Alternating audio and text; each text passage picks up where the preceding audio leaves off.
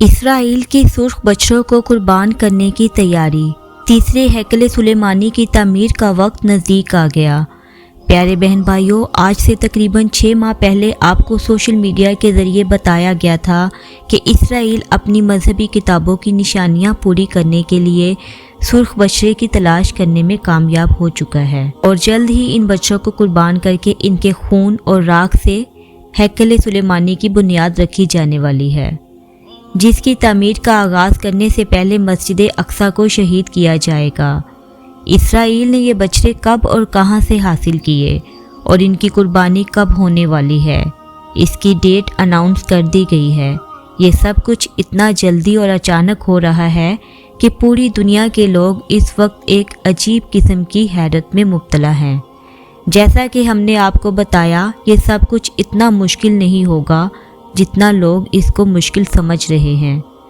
آج کی ویڈیو میں ہم آپ کو بتائیں گے کہ آخر ان بچڑوں کو ذبح کرنے سے ہیکل سلیمانی کی تعمیر کس طرح ہوگی، اور اس سلسلے میں اسرائیلی یہودیوں کا کیا عقیدہ ہے۔ میرے بہن بھائیوں، اسرائیل اپنی مذہبی کتاب زبور کے مطابق سرخ بچڑوں کی تلاش میں $1 ملین دے دیے ہیں، لیکن اب تک انہیں ایسا سرخ بچڑا نہیں ملا تھا جس پر کسی بھی قسم کا کوئی دوسرا نشان نہ ہو اور ان کے جسم پر مکمل طور پر سرخ رنگ ہی کے بال ہوں۔ آج سے 6 ماہ پہلے ٹیکساس یعنی امریکہ کی ایک ریاست کی ایک فارم میں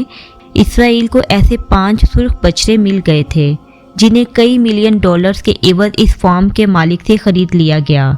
اور انہیں بڑی احتیاط سے اسرائیل منتقل کر کے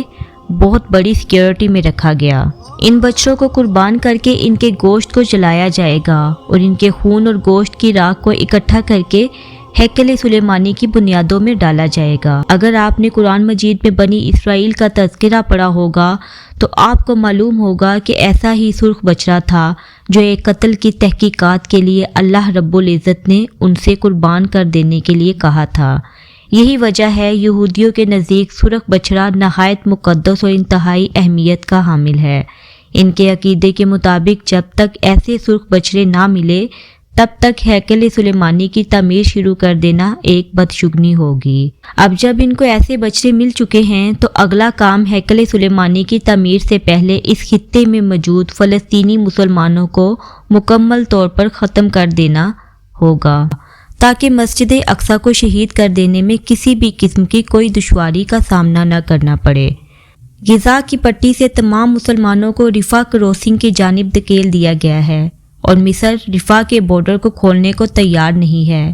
مصر کا خیال ہے کہ فلسطینی مہاجرین مصر کی معیشت کے لیے بہت بڑا دھچکا ثابت ہوگا، اور اسی وجہ سے وہ انہیں اپنے ملک میں جگہ نہیں دے رہے۔ رفح میں ہر طرف سے محصول یہ فلسطینی مسلمان اب اسرائیل کے رحم و کرم پر ہیں۔ ایک جانب مصر کا بارڈر ہے اور دوسری جانب سمندر ہے، اور دونوں طرف سے ان کو اسرائیل فورسز گھیرے ہوئے ہیں۔ چونکہ یہ آپریشن سراسر غیر انسانی ہوگا اور اس کے نتیجے میں محض فلسطینی مسلمانوں کی نسل کشی ہوگی، اس لیے امریکہ بھی اس کی کھلے عام دہشت گردی کی اجازت نہیں دے رہا۔ امریکہ نے اسرائیل کو وارننگ دی ہے کہ اگر رفح میں کسی قسم کا بھی آپریشن کیا گیا تو امریکہ اس سلسلے میں کبھی بھی کسی قسم کی مدد نہیں کرے گا۔ اس کے ساتھ ساتھ دنیا کے تقریباً تمام ممالک ہی رفح میں آپریشن کو غیر انسانی اور دہشت گردانہ فعل قرار دے رہے ہیں، لیکن اسرائیلی حکومت کو اس سے کوئی فرق نہیں پڑتا۔ اسرائیلی حکومت واضح الفاظ میں کہہ چکی ہے کہ اگر دنیا کا کوئی بھی ملک ہمارے خلاف کھڑا ہو جائے تب بھی ہمیں اس سے کوئی فرق نہیں پڑتا، اور ہم رفح میں آپریشن ضرور کریں گے۔ اب آپ سمجھ سکتے ہیں کہ رفح میں آپریشن کرنے کا اصل مقصد کیا ہے۔ مقصد یہی ہے کہ فلسطینی مسلمانوں کی مکمل طور پر نسل کشی کر دی جائے، اور جو تھوڑے بہت مسلمان بچ جائیں ان کو اس قابل نہ چھوڑا جائے کہ وہ اسرائیل کے خلاف کھڑے ہو سکیں۔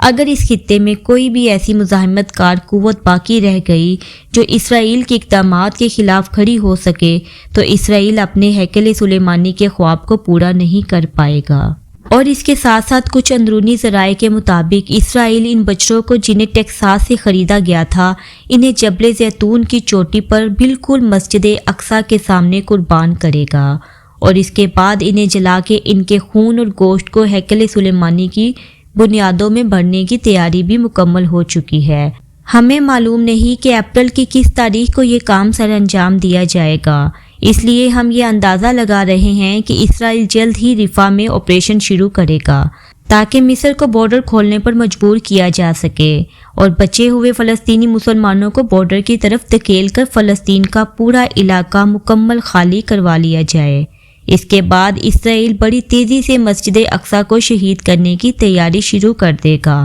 प्यारे बहन भाइयों, वो मुसलमान जिन्हें लगता था कि इसराइल भरपूर आलमी ताकतों के सामने ऐसी कोई हरकत नहीं कर सकेगा, वो इस वक्त बड़ी हैरत से इसराइल को अपने तमाम तर मंसूबों में कामयाब होता देख रहे हैं और यही कुर्बे क़यामत की निशानी भी है।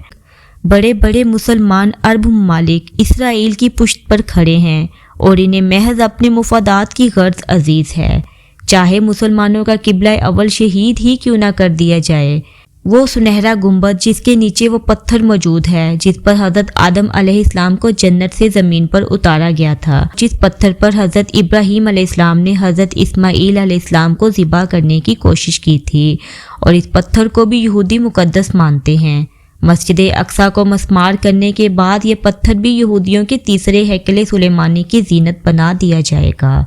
बहन भाइयों, ये तमाम तर तैयारियां दज्जाल की आमद और उसके इस्तकबाल के सिलसिले में हो रही हैं। नबी पाक सल्लल्लाहु अलैहि वसल्लम का इरशाद गरामी है कि दज्जाल के ज़हूर के बाद हज़रत इमाम मेहदी अलैहिस्सलाम फ़लस्तीन में मौजूद होंगे और खरासान से काले झंडों का एक लश्कर इनकी मदद के लिए निकलेगा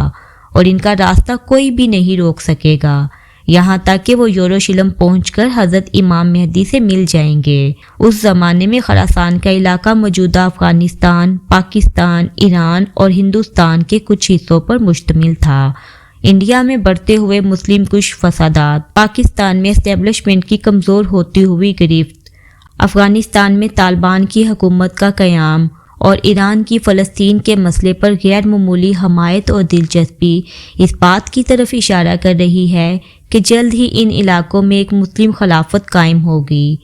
क्योंकि एक मुस्लिम खिलाफत के दौर में ही इस तरह की कोई फ़ौज यहाँ से निकलकर फ़लस्तीन जा सकेगी। इसराइल अपने तमाम मंसूबों को पूरा करने के लिए बड़ी तेज़ी से काम ले रहा है। देखना यह है कि दुनिया के ये दीगर ममालिक जिनकी जानिब हदीस में इशारा किया गया है, यहाँ से कब कोई फ़ौज निकलेगी और हज़रत इमाम मेहदी अलैहिस्सलाम का ज़हूर कब होगा। अल्लाह से दुआ है कि वो हमेशा हमें हक़ की जानब निगरान रखे और हक़ का साथ देने की तौफ़ीक अता फ़रमाए। आमीन या रब्बुल आलमीन।